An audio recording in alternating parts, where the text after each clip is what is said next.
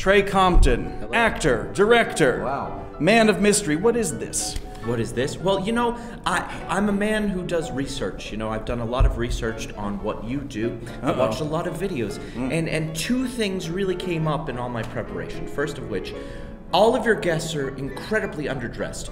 Well versed, but incredibly underdressed. So I was always told, you know, dress for the occasion, overdress. They are. I have to say this in their defense. I usually just show up at their house unannounced, and they don't have time to really prepare. But we don't have that information. So I was always told as a youngster by my mother, you know, overdress, and if you're overdressed, just say you have somewhere else to be, you know, later.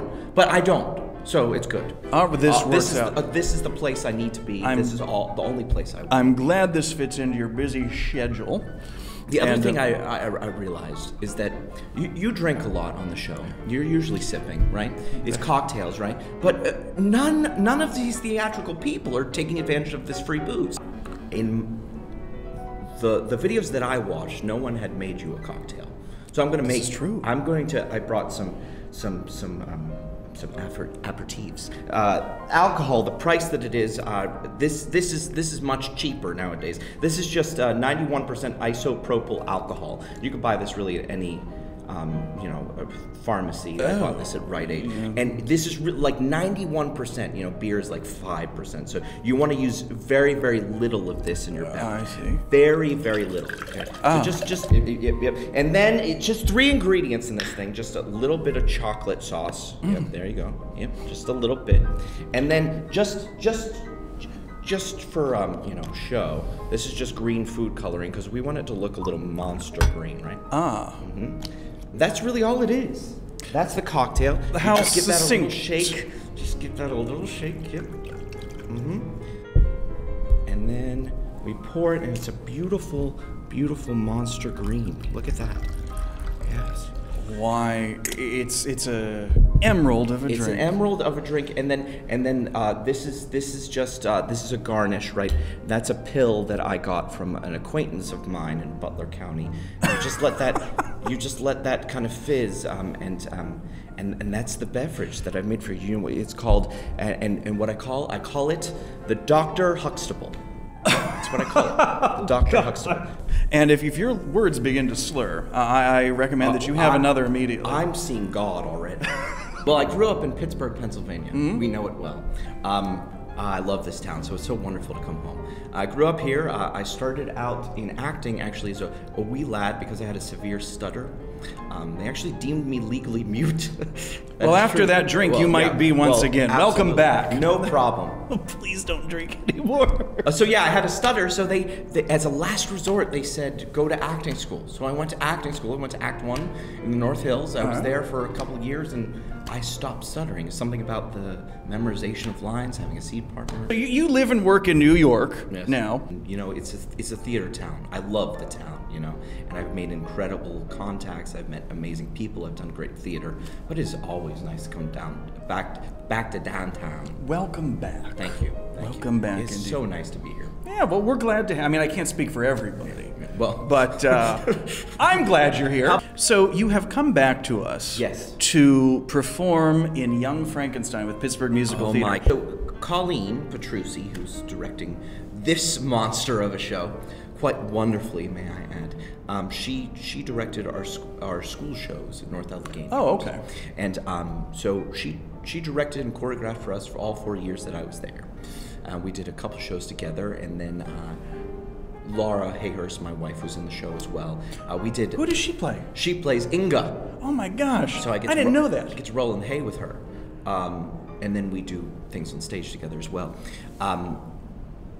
She did Legally Blonde a few years ago, and Hairspray and Sound of Music here, and I was in Legally Blonde with her. So they had us back they had me back. I don't know why. They keep bringing me back. It's a mirror. You, by the way, are playing Frederick Frankenstein. Yes, Frankenstein. The role, of course, made famous by Gene Wilder. Yes. So, and it's really a massive undertaking to take this iconic. I hate the word perfect, but it really is pretty close to a perfect movie, and saying, we're going to make this a musical. And I think they did a really good job at really tipping their hat to say, this movie is so iconic, and we're going to adhere to all the bits that worked, and then still kind of wink and say we're doing a musical at the same time. It rides that thin line. It seems to have translated very well. Yes. But you know, I have been in a few of the rehearsals. Okay. Because I'm in it too. He plays my grandfather, doesn't he? Look yeah, good? I knew it was going to happen sooner or later, just not this soon. What? He plays my but it's a dream. So it's the grandfather when he looked the best. Ah, I like what you've done with that, that spin that you've put on it. Yeah. You're in the right business. Thank you. But yes, you play Frederick Frankenstein. I play the original Victor Frankenstein. Yes. Who created the original Frankenstein monster. There's a whole novel about you. Yeah. Yeah. But yeah, this role is not in the film. It's one that's for the musical. So Yes. we've got a song, you and I, sir. We got a whole song together. We dance. There's a gigantic puppet. It's like everything you could want and more. And working with you, sir, is a pleasure. I must say. Well, working with you is a pleasure. Get out of here. Now we get to share drinks. I know, and we obviously have the same wardrobe. But you are really good in this. Well, I'm not a critic. I'm not a reviewer. But to watch you play this guy that is so iconic in our minds as Gene Wilder. You are both respectful and original. Well, with it. You're a really great fit for this, and I'm having a blast. I'm laughing at you, even though I have this serious face because I'm like I gotta kind of be. But then what gets me is when you'll react to like my over-the-top reactions, and I just want to laugh. So know that I'm laughing on the inside, but I can't break because we can't go full like Carol Burnett show with this. Oh, well, that's the thing. For me, it's not about creating character. For me, this has been a masterclass for me in not breaking. Oh, there are funny people in this show. And let me tell you what, I'm failing that class. Like I'm between like an F and a D- right now. I'm failing.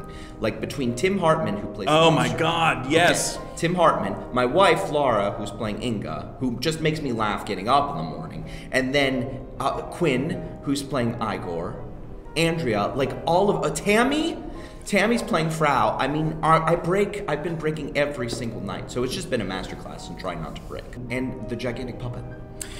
Yes. We are going to be on stage with like a 60-foot Frankenstein puppet. Now, I have to say, that's an experience that is going to be altogether new to me. Yeah. Well, good. Me too. I mean, we're in this together. I'm glad. Tech's going to be a breeze. Between that, there's a table that flies. There's a rotating, of course, the rotating bookshelf. Yeah. Now, what was hilarious we were doing this scene, and in the script, the stage direction was, for me, because they're looking at a portrait of Victor Frankenstein, and the stage directions are Victor melts out of his portrait and materializes in front of Frederick. And I said, now, I consider myself an okay actor, but that might be a little beyond my capabilities. I think, first of all, I disagree. I think you're a great actor. And if anyone could melt onto the stage and into our hearts, it's you. You know what? For the people of Pittsburgh, I'll get there. I'll make it happen. Come check out Young Frankenstein, where you'll see him melt onto the stage and into your hearts. And you may just melt too. You may just melt too. I have to say this about the show. If you're interested in beautiful voices, just incredible laughter, great dancing, just a plethora of just lewd, disgusting sexual jokes. Well, unfortunately, My Fair Lady at the Public has closed. So come see our show.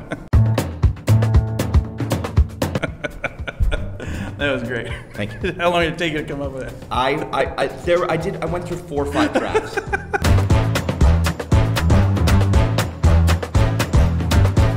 So you've got big shoes to fill.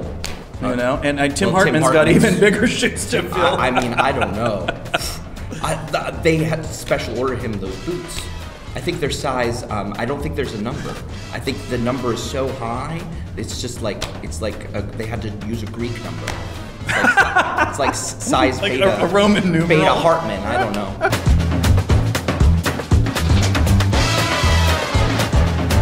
Now, will you try it first? You want me to? Oh, please! Yeah, I insist.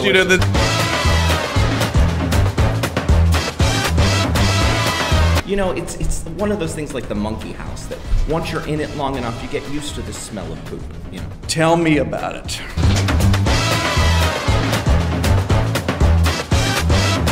Tomorrow, when we're eulogizing you, I'll at least be able to say, he was a man of convictions, and he should have been convicted.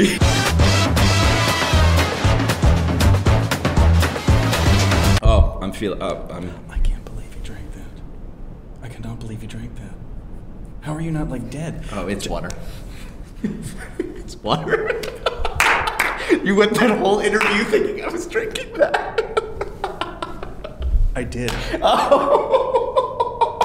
I'm not even kidding you. I'm like, he's insane.